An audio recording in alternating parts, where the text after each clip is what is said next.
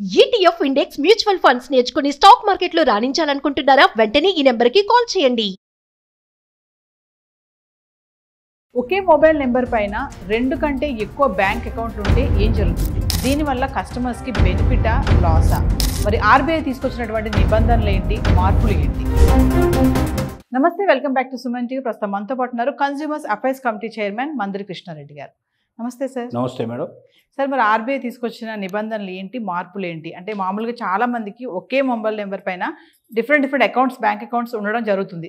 దీనివల్ల ఏంటి ప్రాబ్లమా, కస్టమర్కి లాసా, బెనిఫిటా? అంటే ఆర్బీఐ మధ్య కొద్దిగా నిబంధనలు కొన్ని మార్చుకుని ముందుకు వస్తుంది.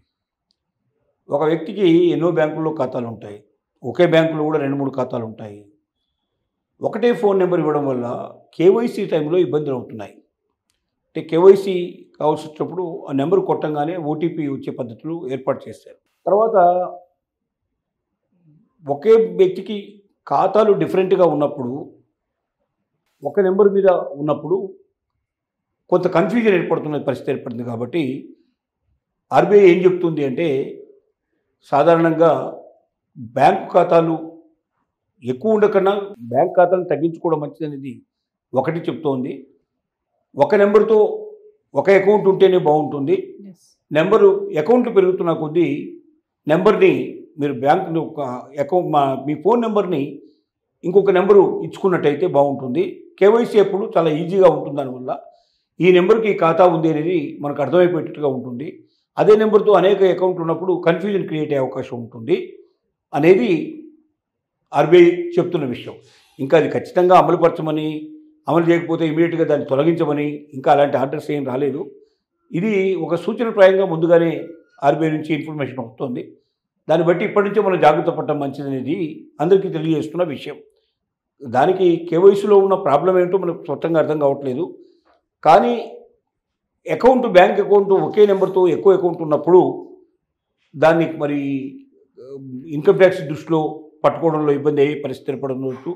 అకౌంట్ ఎంతవరకు తగ్గించుకుంటే ఎంత మంచిది, ఒకే అకౌంట్ ఉంటే మంచిది అనేటువంటి ఆలోచన కూడా ఆర్బీఐ దృష్టిలో ఉన్నట్టుగా మనకు కనబడుతుంది. ఎందుకంటే రోజు రోజుకి ఇన్కమ్ ట్యాక్స్ నుంచి తప్పించుకుంటున్న వాళ్ళని తగ్గించి, ఆ సంఖ్యను తగ్గించేసి ఇన్కమ్ ట్యాక్స్ పరిధిలోకి తీసుకురావాలని ప్రయత్నం చేస్తున్నారు. దీంతో ఇప్పుడు ఆన్లైన్ ట్రాన్సాక్షన్స్ కూడా బాగా జరుగుతూ ఉన్నాయి. ఇప్పటి దగ్గర విడిగా మనం ఎంతంటే అంత ఖర్చు పెట్టేస్తున్నాం, కానీ మనం ఇన్కమ్ ట్యాక్స్ సబ్మిట్ చేయడం లేదు. ఇప్పుడు అలాగా ఆన్లైన్లో ఎంతమంది అయితే చేస్తున్నారో ఆ ట్రాన్సాక్షన్ అంతా కూడా టోటల్గా క్యాలిక్యులేట్ చేసి అది ఇన్కమ్ ట్యాక్స్ పరిధిలోకి రాకుండా ఎక్కువైనట్టయితే ఆటోమేటిక్గా వాళ్ళ మీద యాక్షన్ తీసుకునే ఆలోచన కూడా ఆర్బీఐ చేస్తుంది. చాలామంది ఏం చేస్తారంటే వేరే వాళ్ళ చెల్లింపులు కూడా తమ ఖాతా నుంచి పంపిస్తుంటారు. వేరే వాళ్ళ దగ్గర డబ్బు తీసుకొని వీళ్ళ అకౌంట్ నుంచి దాన్ని పంపించే ప్రయత్నం చేస్తారు. అలా పంపించినప్పుడు ఏమవుతుందంటే వాళ్ళకు ఏదైతే పరిధి ఇచ్చిందో ఇన్కమ్ ట్యాక్స్ అంతకన్నా పరిధి మించిపోతుంది. అంతకన్నా దాటినప్పుడు ఏమవుతుంది, వాళ్ళు ఇన్కమ్ ట్యాక్స్ పే చేయాల్సిన పరిస్థితి ఏర్పడుతుంది. ఇన్కమ్ ట్యాక్స్ ఇమీడియట్గా సబ్మిట్ చేయాల్సిన పరిస్థితి ఏర్పడుతుంది. ఇప్పటిదాకా ఇన్కమ్ ట్యాక్స్ సబ్మిట్ చేసినా చేయకపోయినా నడుస్తుంది, కానీ భవిష్యత్తులో ఇన్కమ్ ట్యాక్స్ దగ్గర సబ్మిట్ చేయాల్సిన స్థితి వస్తుంది.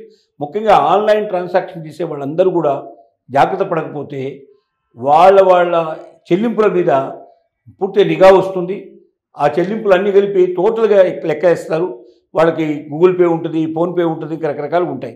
ఏ పేలో ఎంతెంత పే చేశారో టోటల్ క్యాలిక్యులేట్ చేసి అవన్నీ కలిపి వాళ్ళ బ్యాంక్ అకౌంట్ మొత్తం చెక్ చేసి దాంట్లో ఎంత అమౌంట్ ఉంది, ఎంత అమౌంట్ పోయింది, ఎంత వస్తుంది ట్రాన్సాక్షను, 1 సంవత్సరం లోపల ఇన్కమ్ ట్యాక్స్ పరిధిలోకి రావాల్సిన దానికన్నా ఎక్కువ వస్తే ఆటోమేటిక్గా వాళ్ళ దగ్గర నుంచి ఇన్కమ్ ట్యాక్స్ కలెక్ట్ చేయడం, వాళ్ళని బాధ్యులు చేయడం, వాళ్ళకి నోటీసు పంపించడం, వాళ్ళని వెంటనే పిలిపించడం, ఇవన్నీ కూడా జరిగేటువంటి అవకాశాలు చాలా ఎక్కువగా ఉన్నాయి. కాబట్టి RBI instruction time to time ఏమొస్తుందో జాగ్రత్తగా చెక్ చేసుకోవాలి. దాని ప్రకారంగా మనం ముందుకు వెళ్తే మంచిది అనేది మన ఉద్దేశం. సార్, మీరు ఇన్కమ్ ట్యాక్స్ అన్నారు కదా, మామూలుగా ఎంత ఉంటే మనం ఇన్కమ్ ట్యాక్స్ ఫైల్ చేస్తాం సార్? అంటే 3 లక్షలకు పైగా, ఇప్పుడు 3 లక్షల వరకు మనకు అవకాశం ఇచ్చింది ప్రస్తుతం ఉన్న పరిస్థితి లోపల. అంతకన్నా దాటినట్టయితే ఆటోమేటిక్గా మనం ఫైల్ చేయాల్సిన పరిస్థితి ఏర్పడుతుంది. సో ఇప్పుడు మాత్రం మనం అనుకున్నట్టుగా ఒకే మొబైల్ నెంబర్ పైన అనేక అకౌంట్లు ఓపెన్ చేయడానికి అయితే లేదు. ఇప్పుడు మంచిది కాదు అనేది ఆర్బీఐ ఇస్తున్నా, అంటే ఇప్పటిదాకా సూచనప్రాయంగా చెప్పింది. ఇంకా దాని మీద ఖచ్చితమైన నిబంధన కఠినంగా ఏం రాలేదు. వచ్చే అవకాశాలు ఉన్నాయి కనపడుతుంది. అంటే దానివల్ల కస్టమర్కి ఏమైనా లాసా సార్, అలా ఒకటే నెంబర్ పైన అనేక అకౌంట్లు ఉంటే? కస్టమర్కి లాస్ కాదు, కానీ ఒక నెంబర్ మీద ఎక్కువ అకౌంట్స్ ఉండేటైతే కేవైసీ లోపల కొంత వెసులుబాటు ఉండే అవకాశాలు ఉంటాయి. ఆర్బీఐ కొంత ప్రాబ్లం క్రియేట్ అవుతుంది. అంటే ఇన్కమ్ ట్యాక్స్ డిపార్ట్మెంటు పట్టుకోవడంలో, అకౌంట్స్ అన్నీ కూడా చెక్ చేయడంలో కొన్ని ఇబ్బందులు ఏమైనా ఏర్పడే పాసిబిలిటీస్ ఉండొచ్చు. దానికి కారణాలు ఏంటో మనకు స్పష్టంగా తెలియదు. కానీ ఆర్బీఐ ఎందుకో ఆ కాషన్ ఇస్తోంది. ఒక నెంబర్తో ఒకే అకౌంట్ ఓపెన్ చేయనట్టుగానే చెప్తోంది. Yes, thank you sir.